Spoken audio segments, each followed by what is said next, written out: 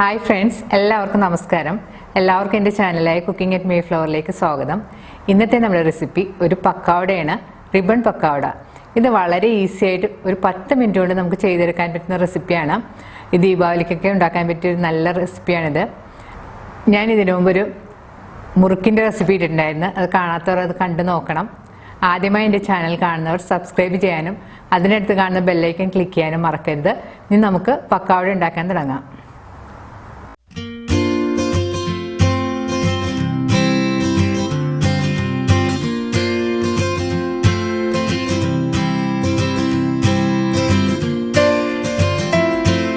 പക്കവട ഉണ്ടാക്കാനായിട്ട് 1/2 കപ്പ് അരിപ്പൊടിയാണ് ഞാൻ ഉപയോഗിച്ചിരിക്കുന്നത്.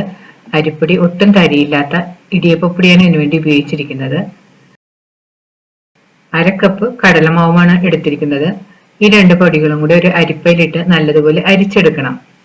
ഈ കടലമാവിൽ കട്ടകളൊക്കെ കാണും, അതെല്ലാം സ്പൂൺ കൊണ്ട് നന്നായിട്ട് ഉടച്ചു കൊടുക്കണം. അരിച്ചു കഴിയുമ്പോൾ അവസാനം ഇതുപോലെയുള്ള കുറച്ച് കട്ടയും തരിയൊക്കെ ഉണ്ടാവും, അത് നമുക്ക് മാറ്റിക്കളയാം. അരിച്ച പൊടിയിലേക്ക് ഉപ്പുപൊടി, കുരുമുളക് പൊടി, മുളക് പൊടി, ജീരകപ്പൊടി, കായപ്പൊടിയും ചേർത്ത് മിക്സ് ചെയ്യണം. മുളക് പൊടിയെല്ലാം ചേർക്കുന്നത് നിങ്ങളുടെ താല്പര്യം അനുസരിച്ച് ചേർക്കാം. എരിവ് കൂടുതൽ വേണമെന്നുണ്ടെങ്കിൽ മുളക് പൊടി കൂടുതൽ ചേർക്കാം. ഇതിലേക്ക് എള്ളും കൂടെ ചേർത്ത് കൊടുക്കാം.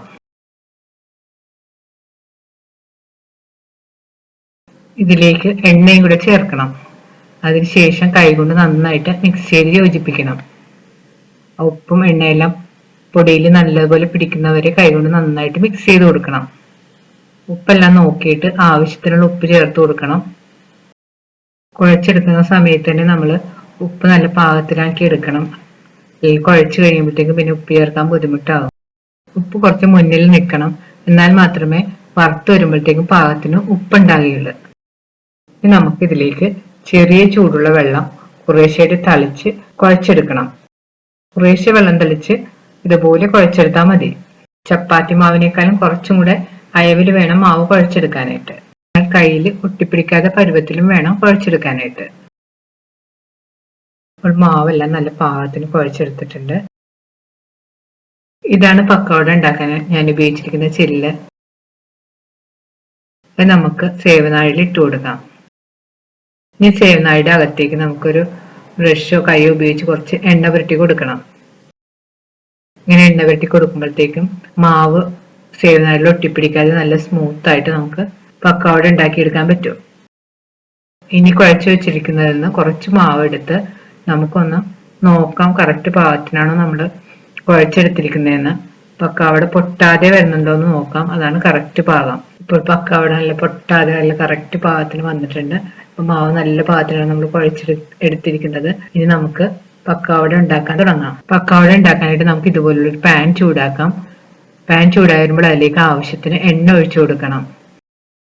എണ്ണ ചൂടായിട്ടുണ്ടോ എന്ന് അറിയാൻ വേണ്ടി നമുക്ക് പക്കവടയുടെ മാവിൽ നിന്ന് ഒരു നുള്ളു മാവ് എണ്ണയിലേക്ക് ഇട്ട് കൊടുക്കാം. ഇപ്പോൾ എണ്ണ നന്നായിട്ട് ചൂടായി വന്നിട്ടുണ്ട്. നമുക്ക് ഈ ഇട്ട മാവ് കോരി മാറ്റാം.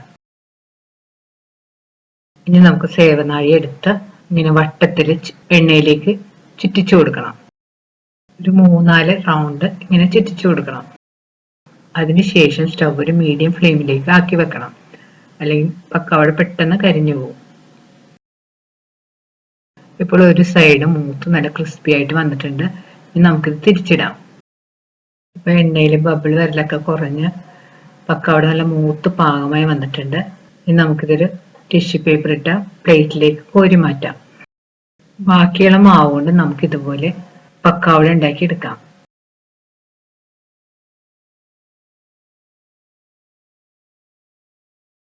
ഇപ്പോൾ നമ്മുടെ പക്കവട എല്ലാം വറുത്ത് റെഡിയായി കഴിഞ്ഞ് നമുക്ക് കുറച്ച് സമയം തണുക്കാനായിട്ട് മാറ്റി വെക്കണം. ഇപ്പോൾ പക്കവടയുടെ ചൂടെല്ലാം മാറി വന്നിട്ടുണ്ട്. ഇനി നമുക്കിത് കയ്യിലെടുത്ത് കഷ്ണങ്ങളായിട്ട് ഒടിച്ച് വേറൊരു പാത്രത്തിലേക്ക് ഇടാം.